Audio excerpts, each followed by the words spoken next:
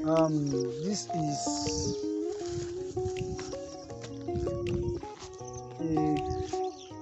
a 100 by 50 plot of land at Unity Estate, right?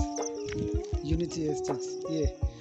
So there are some developments on it already. So you can see 4-bedroom ensuit already on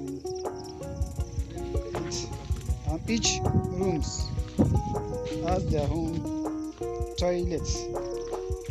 So the owner wants to dispose it off and need someone who is ready.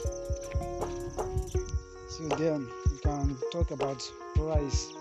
It will be a fair price at a relatively affordable one, considering that here we are is a place that has developed already. You can see buildings around.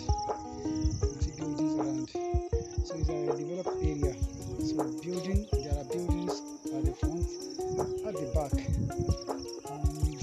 and electricity has reached the street next to it, which means if one should acquire this kind of land, so you shouldn't be afraid of electricity as well.